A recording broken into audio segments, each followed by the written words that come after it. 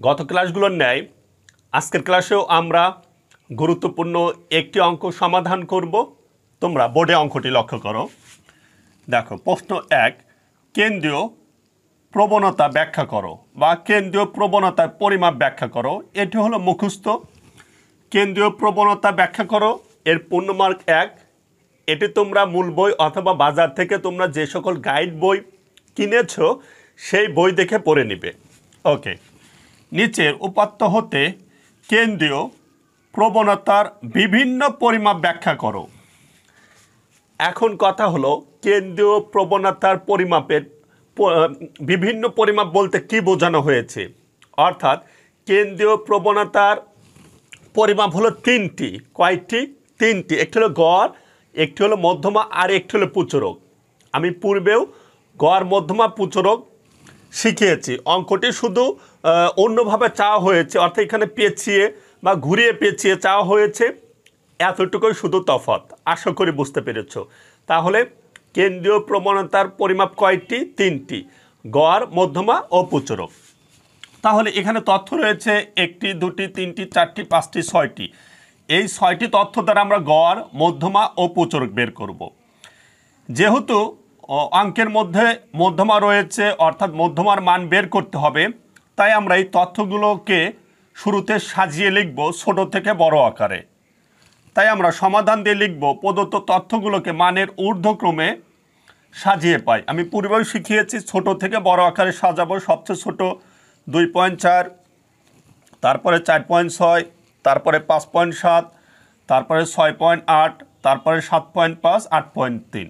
ওকে, আমরা জানি গড় x বার। শুধু তথ্যের ক্ষেত্রে গড়ের এইটি সূত্র পূর্বেই শিখিয়েছি, সামেশন x ভাগ n।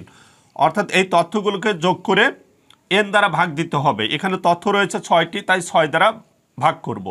যোগ করে 6 দ্বারা ভাগ করলে 5.88 আসবে।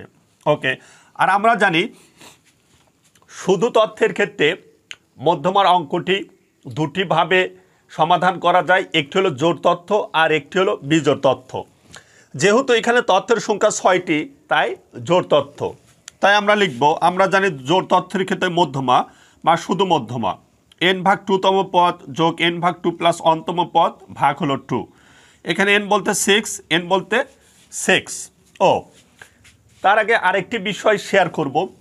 এই অঙ্কটি সাধারণত গাইড বইগুলোতে, তোমরা যে সকল গাইড বই বাজার থেকে কিনেছো সেই গাইড বইয়ে কিন্তু অঙ্কটি ভুল নিয়মে বা ভুলভাবে সমাধান করা আছে। এই বিষয়টি তোমরা লক্ষ্য রাখবে। ওকে, তাহলে এখন দেখো, ভাগ করলে হবে এখানে 3তম পদ যোগ, এই হলো ভাগ করলে 3 যোগ 1, তার মানে 4তম পদ। আর পূর্বেই আমি শিখিয়েছি ভাগ হলো 2। তাহলে 3তম পদ, সরি আমি তো এটা মুছে ফেলেছি। 3তম পদ হবে আমাদের ছোট থেকে আসলে এইটা 5.7 হবে, 5.7। আর 4তম পদ হবে আমাদের 6.8 ভাগ হলো 2। ওকে, তাহলে 5.7 যোগ 6.8 ইকুয়াল দিয়ে ভাগ হলো 2, আমাদের আসবে 6.25। আর আমাদের গড় ছিল কত? 5.88। ওকে, এখন আমরা প্রচুরক বের করব।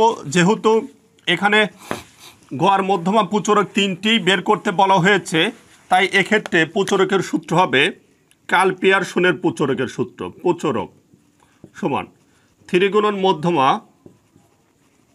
মাইনাস 2 গুণন গড়।